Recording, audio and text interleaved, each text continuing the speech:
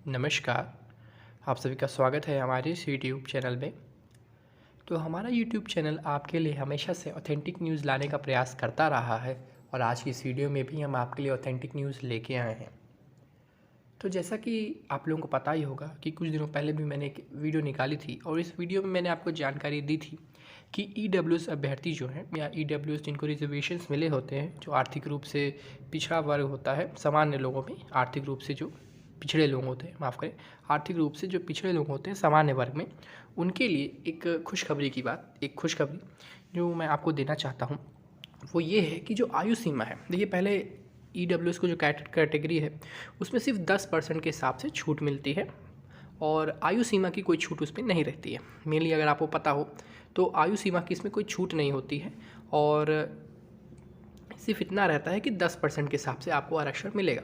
लेकिन अभी अगर आपको पता चले, अगर अभी आप देखें तो कई सारे ऐसे राज्य हैं जहाँ पे आपको देखने को मिलेगा कि वहाँ पे 5 साल की आयु सीमा में छूट दी जा रही है। जैसे आप राजस्थान ले सकते हैं, गुजरात देख सकते हैं और भी ऐसे 3-4 प्रदेश हैं, या उत्तराखंड देख सकते हैं। तो वहाँ 5 सालों की छूट दे दी गई है आयु सीमा में ईडब्ल्यूएस के अभ्यर्थियों को, ऐसी वहाँ पर सुविधा भी दी जा रही है। तो ऐसी ही एक मांग अब उत्तर प्रदेश में भी उठाई जा रही है और ये सिर्फ मांग आम लोगों द्वारा या फिर कोई नेता द्वारा नहीं की जा रही है। एक बड़े बड़े राज्य मंत्री जो होते हैं या जो बड़े बड़े सांसद होते हैं उनके द्वारा यह की जा रही, कोई प्रतियोगी छात्र नेता या फिर छात्र नेताओं द्वारा ये सब नहीं मांगे उठ रही हैं। एक सांसद या फिर एक मंत्री द्वारा ये मांगे उठाई जा रही हैं। जैसा कि आप लोगों को पता ही होगा कि इसके समर्थन में झांसी के सांसद अनुराग शर्मा, कानपुर के जो राज्य मंत्री हैं नीलमा कटारिया आदि लोग इसके समर्थन में हैं और उन्होंने मुख्यमंत्री जी को एक पत्र लिखकर सिफारिश की है कि जो ईडब्ल्यूएस कैटेगरी होती है उसमें आयु सीमा की भी छूट दी जाए।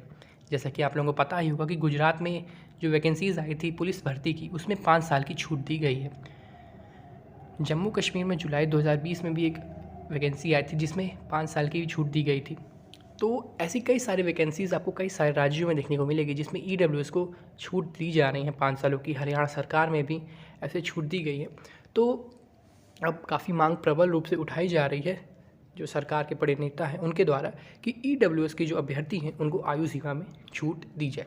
जैसे कि आप लोग देख सकते हैं अपनी स्क्रीन पर, तो बहुत सारे बड़े बड़े नेता इसके समर्थन में हैं। जैसे आप देख सकते हैं सांसद जो झांसी के हैं और कानपुर के जो राज्य मंत्री हैं नीलमा कटारिया, ऐसे बहुत सारे लोग।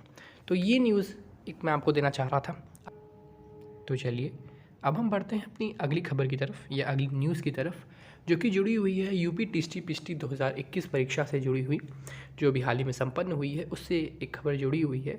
और ये खबर है 1400 तदर्थ शिक्षकों के ऊपर। जैसा कि आप लोगों को पता ही होगा कि 1400 के लगभग तदर्थ शिक्षकों ने इस पिछली भर्ती में आवेदन किया था। यूपी टीएसटी पीएसटी की पिछली भर्ती में जो 2021 में संपन्न हुई है, उसमें उन्होंने आवेदन किए थे, जिसमें से 1329 तदर्थ शिक्षकों की सेवा को अमान्य माना गया है।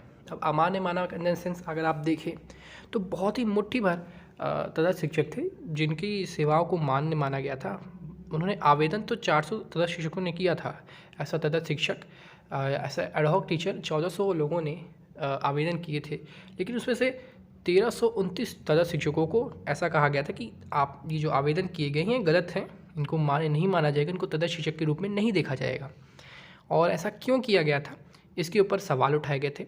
और जैसा कि आप लोग अपनी स्क्रीन पर देख सकते हैं, सहायता प्राप्त माध्यमिक स्कूलों में सालों से पढ़ा रहे 1320 तदर्थ सहायक अध्यापकों और 9 प्रवक्ताओं की जो सेवाएं हैं उन्हें अमान्य कर दिया गया था। इसके चलते ही उत्तर प्रदेश माध्यमिक शिक्षा सेवा चयन बोर्ड की जो टीएसटी और पीएसटी की परीक्षाएं थी 2021 में हुई थी, उसमें उनका चयन नहीं हो सका क्योंकि उनको भरांक के नंबर से नहीं दिए गए। अगर आप देखें तो उन तदर्थ शिक्षकों को अमान्य मान लिया गया था और इसलिए उनको भरांक के अंक नहीं दिए गए थे, जिनके कारण उनका चयन नहीं हो पाया था। सिर्फ 126 ऐसे शिक्षक थे, 1400 में से सिर्फ 126 ऐसे शिक्षक थे जिन्हें डीआईओएस जो होते हैं, जिला विद्यालय निरीक्षक, उन्होंने सत्यापित किया था और कहा था कि हाँ ये 126 जो टीचर्स हैं ये तदर्थ हैं। बाकी जो 1329 लोगों ने आवेदन किए हैं ऐसा तदर्थ शिक्षक, वह तदर्थ शिक्षक नहीं है, उन्हें अमान्य घोषित कर दिया गया था। अब 9 नवंबर को उन्होंने जो 1329 तदर्थ शिक्षक हैं उन्होंने सुप्रीम कोर्ट में एक केस कर दिया कि सत्यापन तो हमारा था लेकिन उन्होंने माना ही नहीं। इन द सेंस हम तो तदर्थ शिक्षक हैं, हमने इतने सालों से अपनी सेवाएं दी, लेकिन हमें भरांक नहीं दिया गया और हमें अमान्य कर दिया गया। ऐसा क्यों किया गया? और ये एक बहुत बड़ा सवाल निशान खड़ा हो गया है। और इसके बीच में अगर आप देखें तो चयन बोर्ड फंस चुका है। फंसने का इन द सेंस अगर आप समझें तो भरांक ना देना चयन बोर्ड की एक बड़ी गलती मानी जाएगी। जी हाँ, अगर ये तदर्थ शिक्षक जो सही में तदर्थ शिक्षक हैं, अगर ये सुप्रीम कोर्ट में अपनी बात सिद्ध कर देते हैं कि हम तदर्थ शिक्षक हैं और हमें भरांक नहीं दिया गया है, तो एक ये भी हो सकता है कि जो भर्ती है 2021 की वो सुप्रीम कोर्ट रद्द कर दे, पूरी तरह से रद्द कर दे। क्योंकि अगर आप देखें, या फिर रद्द भी कर सकती है, या फिर इन तदर्थ शिक्षकों की जो रिजल्ट्स हैं उनको अपडेट कर दिया जाए और इनको शायद एक सीट मिल भी जाए। ऐसा हो सकता है, पॉसिबिलिटी ये भी है। क्योंकि अगर ये तदर्थ शिक्षक हैं और ये सुप्रीम कोर्ट गए हैं, तो ये अगर सिद्ध कर देते कि हम तदर्थ शिक्षक हैं, जो कि ये लोग हैं भी, तो सुप्रीम कोर्ट कहेगी कि इनके रिजल्ट्स चेंज करिए या तो आप भर्ती प्रक्रिया को रद्द कर दीजिए। ऐसा कुछ किया जा सकता है और ये एक बहुत बड़ी मुसीबत चयन बोर्ड के सामने खड़ी होती हुई दिख रही है। ये एक बड़ी समस्या है। अभी आपको ये छोटी लग रही है, लेकिन जैसे जैसे इसकी तारीखें बढ़ेंगी केस की, ये एक बड़ी समस्या के रूप में चयन बोर्ड के सामने उभर सकता है। तो ये एक और चीज़ मैं आपको न्यूज़ देना चाह रहा था। चलिए बढ़ते हैं एक और टीस्टी की खबर से जुड़ी हुई खबर से। चलिए बढ़ते हैं हम अपनी अगली खबर की तरफ। और जैसा कि आप लोग अपनी स्क्रीन पर देख सकते हैं कि आपको पता ही होगा कि 1400 के आसपास तदर्थ शिक्षकों ने आवेदन किया था और जिसमें से सिर्फ 126 लोगों को भरांक मिला था। इस पहले की न्यूज़ में भी मैंने आपको दिखाई दिया था, इससे पहले जो आर्टिकल मैंने आपको दिखाया था उसमें मैंने आपको बताया था। लेकिन एक गौर करने वाली बात ये है, जो सरकार की तरफ से बयान जारी किए गए हैं, सरकार के जो बड़े नेता हैं दिनेश शर्मा जी ने, आपको पता ही होगा, ऐसा डिप्टी सीएम है, और उनकी तरफ से एक बयान जारी किया गया है, एक वक्तव्य दिया गया है जो कि काफ़ी अजीब है और एक तरह से कहें सुप्रीम कोर्ट की अवमानना ही कही जा सकती है इसे। और अगर आप देखें तो यहाँ पर, अगर आप स्क्रीन पर देखें, यहाँ पे आप देख सकते हैं, उप मुख्यमंत्री डॉक्टर दिनेश शर्मा ने कहा है कि तदर्थ शिक्षकों पर सरकार गंभीर है, उन्हें बेरोजगार नहीं रहने देगी और चयन बोर्ड सत्ताशासी संस्था है, उसने कोर्ट के निर्देश का अनुपालन करते हुए चयन किया है। अब सरकार इन शिक्षकों की सेवा बरकरार रहे इसका रास्ता निकालेगी।